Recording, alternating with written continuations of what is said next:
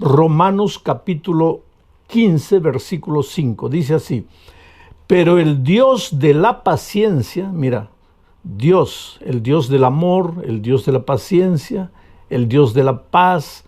Hay muchas maneras como podemos describir a Dios. Quiere decir, es un solo Dios de quien va la vida, sale la paz, sale la justicia, sale la paciencia. Aquí Pablo lo llama el Dios de la paciencia. Pero el Dios de la paciencia y de la consolación os dé entre vosotros un mismo sentir según Cristo Jesús. Un mismo sentir. A la familia, toda la familia, padre, madre, hijos, un mismo sentir. Una familia unida, una empresa unida, una iglesia unida, una sociedad unida. Pero eso es solamente cuando el Dios de la paciencia nos da su paciencia, porque no es fácil vivir en unidad. Tal vez en este momento estoy predicando para una familia desunida, una familia que está ya a la orilla del divorcio, ya están pensando hasta en separarse. Y muchas veces la pareja se pregunta, ¿pero por qué? En el fondo nosotros nos amamos, pero ¿por qué no logramos vivir en armonía? ¿Por qué? Y a veces uno le echa la culpa al otro, el otro le echa la culpa al otro, y echándose la culpa no se arregla nada. ¿Sabes cuál es el problema? Porque una pareja que se ama vive desentendiéndose, porque no basta el amor de uno por el otro. Se necesita el amor de Dios, el amor del Dios de la paciencia. Se necesita la paciencia de Dios. Ahora mira lo que Pedro dice: el Dios de la paciencia y de la consolación. Quiere decir que si en este momento estás triste, Dios viene y te consuela. Si estás desesperado, Él viene y te consuela. Yo digo, bienvenidas las lágrimas, si es el Señor Jesús que va a venir y con su mano maravillosa va a enjugar mis lágrimas y me va a consolar.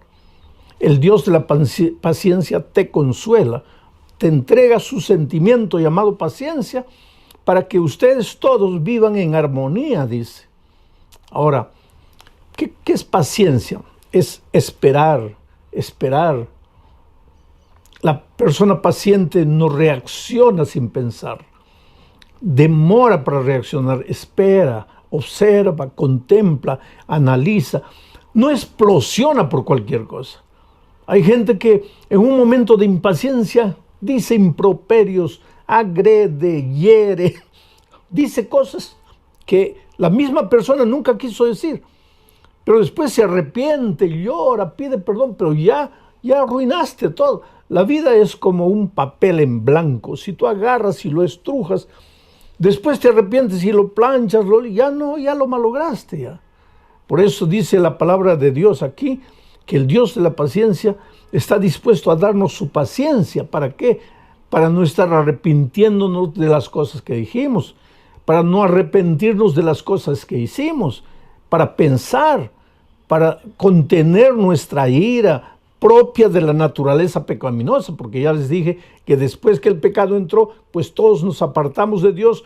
Nuestro carácter se deformó, ahora somos hombres impacientes, iracundos, rabiosos. Ahora, esta semana estamos estudiando los temas bajo el título de Conectados con Jesús. Bueno, aquí estamos, lejos de Dios, impacientes, iracundos. Pero cuando vamos a Jesús, cuando somos justificados, cuando nos conectamos a Jesús, ¿qué pasa? La paciencia del Dios de la paciencia se transmite a nosotros. Entonces nosotros comenzamos a aprender a ser pacientes. Y al aprender la paciencia, nuestro hogar pues va a ser feliz. Vamos a ser felices en el trabajo, en el empleo, en la empresa, porque muchas veces por causa de nuestra impaciencia perdemos el empleo. ¿Cuánta gente está arruinada en la vida solamente por ser impaciente? A veces, si tú tuvieras un poquito de paciencia, las cosas sucederían en su tiempo exacto y no tendrías que lamentar, no tendrías que llorar. Pero hay otro texto de la Biblia que describe la paciencia de Dios, y me refiero a Éxodo capítulo 34, versículo 6. Y pasando Jehová por delante de él, de Moisés, proclamó: Jehová, Jehová, Moisés, ¿no? Proclamó: Jehová, Jehová, fuerte, misericordioso y piadoso, tardo para la ira, o sea, paciente, tardo para la ira, y grande en misericordia y verdad. ¿Por qué Dios es paciente? Porque Dios es amor, porque Dios es misericordia, y por eso tiene paciencia, espera. Ahora, si Dios no nos tratara con paciencia, con misericordia, ya estaríamos muertos, fulminados, porque la propia Biblia declara que la paga del pecado es la muerte. Ahora, si la paga del pecado es la muerte, y nosotros todos hemos pecado, cada día pecamos, sabemos lo que no debemos hacer, le prometemos a Dios que no vamos a volver a hacer, tomamos decisiones una y otra vez y sin embargo volvemos a caer en el mismo pecado. Ahora, si Dios cumpliera lo que está establecido como un principio de vida, la paga del pecado es la muerte, todos nosotros estaríamos muertos. Pero cuando Moisés vio a Dios en el Sinaí, lo describió como el Dios de la paciencia, tardo para irarse, tardo para irarse. Por ejemplo, mucha gente me pregunta, pastor, ¿pero cuándo va a venir Jesús? Yo siempre les digo, queridos, estamos caminando en el desierto de esta vida, en dirección a la casa de nuestro Padre, de donde nunca deberíamos haber salido. Así como el hijo pródigo un día dejó la casa del Padre y después sufrió, lloró, padeció, pasó hambre, comió hasta la comida de los puercos, y ahí en la miseria y en su dolor se acordó y dijo, ¿cuántos jornaleros en la casa de mi Padre tienen que comer y yo aquí muriendo de hambre? Pero yo le preguntaría al hijo pródigo, ¿y por qué te saliste de la casa del Padre? Y nosotros también, queridos, en este mundo no es nuestro hogar. Nosotros no hemos nacido para perecer en este mundo. Nosotros somos peregrinos y advenedizos. Somos inmigrantes. Nuestro verdadero país está en el cielo. Nuestra verdadera casa es la casa del Padre, de donde nunca deberíamos haber salido. Hoy día, caminando en el desierto de esta vida, pues somos heridos muchas veces, perdemos la familia, estamos sufriendo de la pandemia, perdiendo el empleo, tantas dificultades, la gente nos traiciona, la gente nos agrede, hay muchachos jóvenes, la sociedad coloca preconceptos encima de ellos. En fin, este mundo es injusto, este mundo es cruel, tenemos que reconocer, pero nosotros estamos caminando a nuestro hogar. ¿Y cuándo vamos a llegar? ¿Cuándo va a terminar todo esto? Cuando Cristo venga. ¿Y por qué Cristo no viene? Y ahí entra Pedro y dice, el Señor no retarda su promesa como algunos la tienen por tardanza, sino que es paciente, esperando que todos se arrepientan, que vengan al arrepentimiento, que se entreguen a Jesús. Oh, querido, yo te pregunto, si Jesús hubiera vuelto ayer, ¿tú estarías salvo? Tal vez no, porque estabas caminando lejos de Dios. Y como Dios te ama, porque Dios te conoce personalmente. A veces cuando la vida te golpea, tú puedes pensar, ¿dónde está Dios? Dios se olvidó de mí. No, querido, tú estás en la palma de las manos de Dios. Dios conoce dónde vives, lo que tienes, lo que no tienes, si te duele la cabeza, si estás triste, si estás con ganas de llorar. Dios conoce tu vida. Él te ama, te acepta como eres. Entonces en ningún momento pienses que Él se olvidó de ti. Y si Él no ha venido todavía es porque tú eres importante, porque Él te ama. Porque cuando Cristo venga y lleve a sus redimidos al cielo, Él quiere llevarte a ti. Y no solo a ti, quiere llevar a tu esposa, a tus hijos. Y si en este momento estoy predicando por una esposa e hijos que están en la iglesia, pero el esposo no, y estos días tú como esposo estás escuchando así medio desconfiado, yo quiero decirte que Jesús viene, va a llevar a tu esposa y a tus hijos, pero quiere llevarte a ti también, porque tú eres importante para Dios, Dios te ama, tú no te dabas cuenta tal vez, tú estabas tan ocupado trabajando en las luchas de la vida, o tal vez tan absorto por los placeres de este mundo que no te dabas cuenta que Jesús está corriendo atrás de ti y Dios está usando el instrumento llamado tu esposa, tus hijos, para llegar a tu corazón. Y en esta noche no son mis palabras las que te están llegando al corazón, son las palabras de Dios. Yo soy apenas una herramienta en las manos de Dios para tocar tu corazón.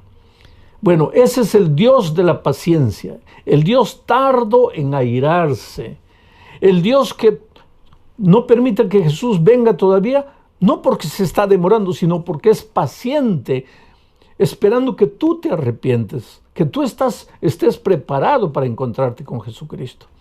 Entonces viene la otra pregunta, pero pastor, ¿por qué ese Dios paciente hizo tantas cosas terribles en el pasado, especialmente en el Antiguo Testamento? El otro día yo encontré un joven universitario que me decía justamente eso. Pastor, para mí, cuando yo leo la Biblia, parece que hubiera dos dioses. Un Dios del Antiguo Testamento, que es bravo, justiciero, su nombre Jehová de los ejércitos, soldado, guerra, batalla. Un Dios que no perdona, un Dios intransigente, un Dios radical. Un Dios que no acepta que sus hijos se desvíen, que mata, no solamente mata a los hombres, mata a mujeres, niños. ¿Qué Dios es ese? Y entonces ese muchacho me decía, cuando yo vengo al Nuevo Testamento, ahí encuentro ya un Dios diferente, porque el Señor Jesucristo ama, perdona, justifica, espera, nos da su gracia. Entonces este joven universitario me decía, pastor, yo no consigo armonizar esos dos dioses, el Dios del Antiguo Testamento y el Dios del Nuevo Testamento. Sin embargo, querido, te digo que no hay dos dioses, hay un solo Dios. El Dios del Antiguo Testamento es el mismo Dios del Nuevo Testamento. El Padre y el Hijo son el mismo Dios, el Espíritu Santo junto con ellos. Pero entonces ¿por qué parece que son diferentes? Este mismo muchacho me decía, pastor, yo lo veo a Dios en el Sinaí gritando en llama de fuego y humo y estruendos y truenos. Y en el Nuevo Testamento yo lo veo al Señor Jesús muriendo en la cruz del Calvario, diciendo, perdónalos porque no saben lo que hacen. Parece que el Dios del Nuevo Testamento es paciente, pero el Dios del Antiguo Testamento es impaciente. Pero ¿cómo impaciente? Si acabamos de leer el texto de Éxodo que dice que Moisés vio a Dios y lo describió tardo para la ira. Pero si es tardo para la ira, ¿por qué hubo tanta matanza en el Antiguo Testamento? Esa es una cosa que mucha gente no entiende, mucha gente se preocupa y mucha gente se intriga. Pero yo voy a tratar de explicarte en este momento. Vamos a leer Génesis capítulo 15, versículo 16. Y en la cuarta generación, a la cuarta generación volverán aquí, porque aún no ha llegado a su colmo la maldad del amorreo. Mira, esto le dijo Dios a Abraham, porque Dios le prometió a Abraham que le daría la tierra prometida, le daría Canaán, donde vivían los amorreos, los filisteos, los jebuseos, todos ellos, toda Canaán. Entonces, ya estaba demorando mucho tiempo, porque así somos los seres humanos, impacientes. Mientras Dios es el Dios de la paciencia, nosotros los seres humanos somos los hombres de la impaciencia. Todo lo queremos ahora, y por quererlo ahora a veces nos metemos en problemas. No tenemos paciencia para esperar. Entonces Abraham le pregunta a Dios, pero Señor, ¿cuándo? No? Ya nos has prometido, le has prometido a tus hijos que nos vas a llevar a la tierra prometida. ¿Cuándo va a ser eso? Y mira lo que le dice Dios, hijo, a la cuarta generación, no ahora, a la cuarta generación, o sea, falta 4 generaciones, ahí yo los voy a traer. Y Abraham tal vez pregunta, pero Señor, ¿por qué solo a la cuarta generación?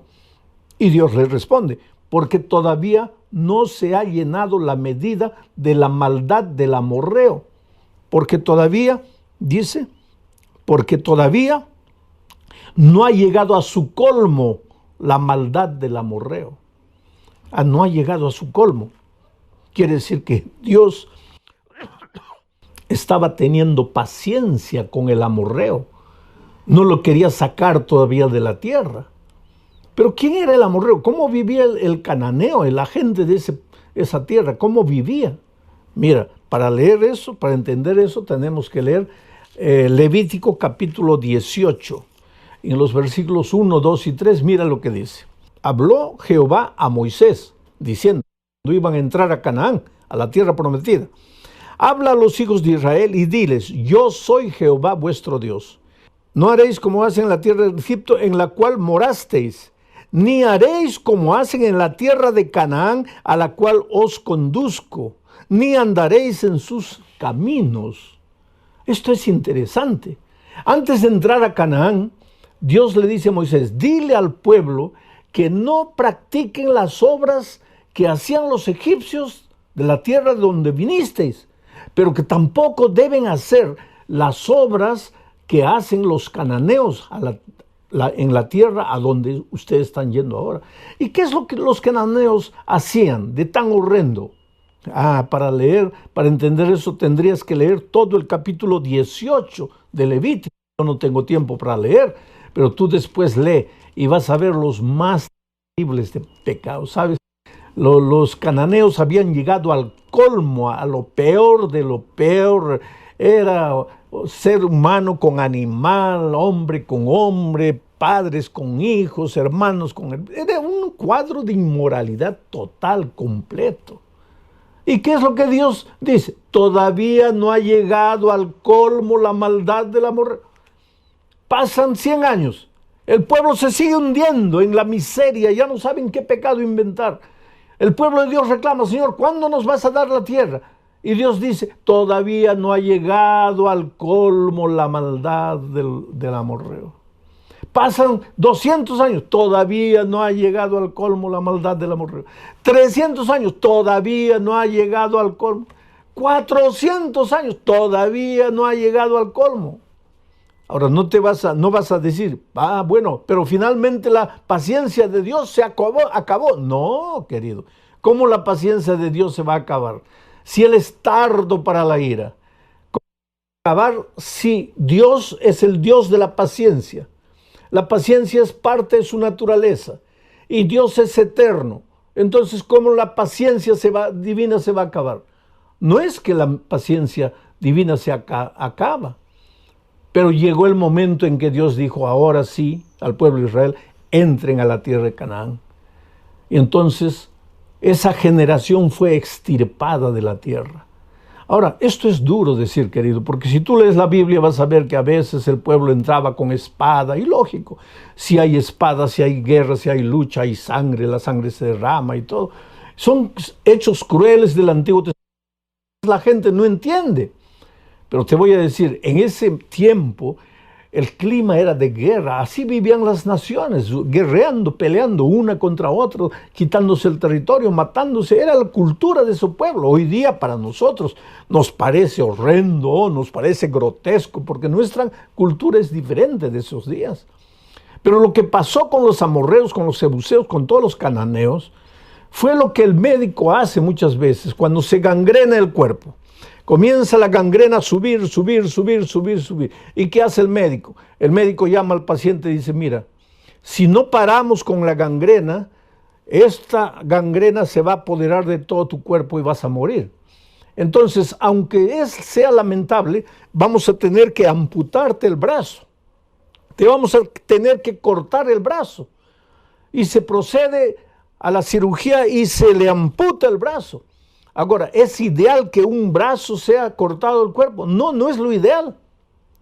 Pero es lo mejor para salvar al resto del cuerpo. A veces Dios ha tomado en la historia algunas medidas drásticas que nosotros no entendemos. Fue injusto, pobres seres humanos, ¿cómo les quitó la vida? Pero si Dios no hubiera hecho eso, la humanidad toda, ¿a dónde hubiera ido? ¿A dónde se hubiera degenerado?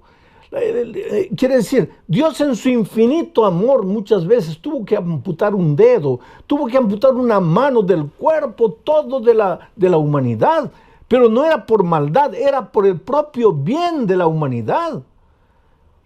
Ahora muchos dicen, entonces ese Dios ya pasó, ese Dios salvaje, ese Señor de los ejércitos, ya acabó. Ahora viene Dios de la gracia, el Nuevo Testamento. No, querido, eso es lo que mucha gente no entiende. Dios no cambia. El Dios de la paciencia del Nuevo Testamento es el mismo Dios de la paciencia del Antiguo Testamento. Y el mismo Dios del Antiguo Testamento que tuvo que amputar un brazo es el mismo Dios del Nuevo Testamento que llegado el momento, hoy día dice el Señor no retarda su promesa, sino que espera pacientemente que te arrepientas, mas va a llegar un momento en que la Biblia dice, el justo será justo y el injusto continuará siendo injusto. Quiere decir, la puerta de la gracia se cerrará y Cristo vendrá a esta tierra. Entonces vi el cielo abierto. Esta es una visión de Juan, de la segunda venida. El cielo abierto, y he aquí un caballo blanco. El que lo montaba se llamaba Fiel y Verdadero. ¿Quién es este? Jesucristo. Y con justicia juzga y pelea. ¿Quién es este? Cristo, el Cristo de la gracia, el Jesús de la misericordia, del amor, de la longanimidad, pero viene con justicia para pelear. Esto es interesante. El versículo 12 dice, sus ojos eran como llama de fuego. En el Sinaí no había fuego. Viene Jesús por segunda vez, sus ojos son como llama de fuego. Y había en su cabeza muchas diademas y tenía un nombre escrito que ninguno conocía sino él mismo. ¿Quién es este? Es Jesús.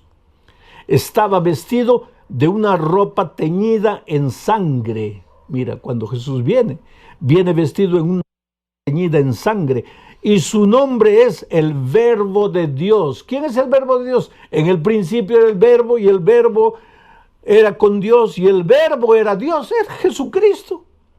Cuando viene por segunda vez, simbólicamente en un caballo blanco, para pelear, para juzgar con justicia, no es el Dios de la gracia, es el Dios justiciero. El mismo Dios justiciero del Antiguo Testamento está de nuevo aquí. Pero el mismo Dios de la gracia y la paciencia del Nuevo Testamento está en el Antiguo Testamento. Es el mismo Dios. ¿Y por qué está teñido de sangre su vestido?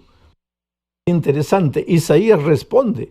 Isaías capítulo 63, versículo 1 al 3, responde. Mira, ¿quién es este que viene de Edom, de Bosra, con vestidos rojos? Este, hermoso en su vestido, que marcha en grandeza, en la grandeza del poder. Mira cómo combina la descripción con la descripción de Juan en Apocalipsis. Este hermoso en su vestido que marcha en la grandeza de su poder. Y ahí responde Dios, yo, el que hablo en justicia, grande para salvar. El mismo Dios, Apocalipsis. Y entonces el profeta pregunta, ¿por qué es rojo tu vestido y tus ropas como del que ha pisado en lagar? Y entonces responde el Dios, solo el lagar. ¿Y a qué se refiere el lagar? La humanidad, a los hombres impiedosos que no han aceptado el mensaje de la gracia de Cristo. Yo he pisado solo el lagar, y de los pueblos nadie había conmigo. Los pisé con mi ira y los hollé con mi furor, y su sangre salpicó mis vestidos y manché todas. Oh, querido, qué cosa maravillosa. Es interesante esto. Hoy es el día de buena nueva. Oh, cómo Dios te ama, querido. Cómo Dios te tiene paciencia. Cómo Dios soporta todo lo que haces. A veces vienes a la iglesia, después te pierdes 2, 3 meses en la miseria del pecado. Cuando todo te va mal, cuando nada te sale bien, regresas arrepentido, llorando, y Dios te acepta con los brazos abiertos. ¿Por qué? Porque la puerta todavía está abierta. Como la puerta de la gracia está abierta, tú puedes entrar, pero al mismo tiempo puedes salir. Pero un día dice la palabra de Dios que la puerta de la gracia se cerrará. Y el que está adentro, pues ya estará adentro. Y el que quiere entrar ya no podrá entrar. Pero hoy todavía la puerta de la gracia está abierta. Y Dios te llama. Porque tú vales mucho, querido, con ese carácter terrible que tienes, así impaciente, así peleador, discutidor, egoísta, mentiroso, orgulloso. Tú eres lo más precioso que Dios tiene en esta vida. Y si en este momento tú estás sufriendo, no es porque Dios te está castigando, no es porque Dios se olvidó de ti. ¿Cómo se va a olvidar de ti? Si Dios sabe cuando un cabello cae, Si Dios sabe cuando un pajarito muere, tú vales mucho más que un cabello. Tú vales mucho más que un pajarito. ¿Cómo es que Dios no va a saber que estás sufriendo en este momento? Por favor, querido, ven a Jesús. Entrégate a Jesús, devuélvete a Jesús. Dile, Señor, perdóname. He caminado como un caballito loco por las praderas salvajes de mi libertad. He vivido dando rienda suelta a mis instintos y me he herido. Y ojalá que me hubiera herido solo. Lo peor es que herí a mi esposa, herí a mis hijos, herí a mis padres. Pero me duele, Señor, y yo no tengo fuerzas, yo no puedo. Solo tú puedes hacer algo por mí. Algo parecido así es la historia de Verónica Monsalve. Verónica era una joven que con 17, 18 años ya estaba sumergida en la bebida. Pasaba noches en fiestas, en jaranas, bebiendo. Un día su padre tuvo que cargarla porque no podía ni caminar. El padre llorando al ver a su hija, porque ¿qué padre puede ver a una hija de 18 años, a un hijo de 18 años? ¿Qué padre puede ver a un hijo consumiendo su vida en las drogas, destruyendo su vida en la criminalidad? ¿Qué padre puede dormir tranquilo cuando mira el reloj y son 2, 3 de la mañana y el hijo, la hija todavía no han llegado a la casa? Oh, querido muchacho, hijo, joven, tú tal vez nunca te des cuenta del sufrimiento que provocas en el corazón de tus padres que te aman. Solo que llegó un momento en que ellos ya no te pueden sujetar. Eres libre, tú tienes que tomar tus decisiones y a veces tomas las decisiones peores de la vida. Y Verónica, pues, aquel día cuando su padre la cargó, la llevó a la cama, la acostó, al día siguiente se despertó con la conciencia pesada y dijo, Dios mío, ¿qué estoy haciendo? Fue a trabajar en el estacionamiento, se sentó dentro del carro y comenzó a llorar. Y le dijo, Dios mío, yo no quiero vivir esta vida. No quiero ser así. Yo creo que tú también, que me estás escuchando ahora, en algún momento de tu vida has dicho, Señor, yo no quiero ser así. No quiero. Pero ¿qué podemos hacer a veces? Porque el instinto es más fuerte, porque a veces sientes que no tienes fuerzas, eres tan débil para decir no. Eres una marioneta en las manos del diablo. Pero pobre Verónica clamó a Dios, dijo, Señor, hazme conocer a alguien en esta tierra que me ayude. Haz un milagro. Ayúdame, yo no sé cómo, porque yo no puedo. Ese día cuando salió del trabajo y estaba yendo para la casa, a 20 metros del lugar donde trabajaba, se chocó con otro carro. Ahí los compañeros de trabajo para auxiliarla. Gracias a Dios no le pasó nada, pero el carro estaba golpeado y había que llevarlo a una mecánica. Y un amigo del trabajo le dijo, mira, yo conozco a un mecánico, te voy a recomendar.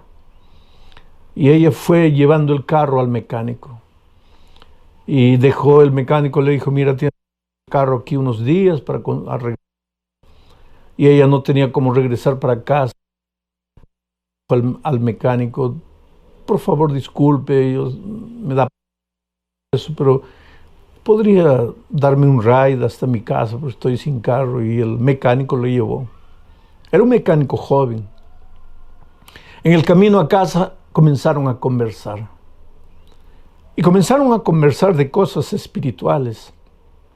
Y ella abrió su corazón y le contó las luchas de su vida. Le contó el vacío que se apoderaba de su corazón. Le contó que ella quería cambiar de vida, pero que no tenía fuerzas, no podía.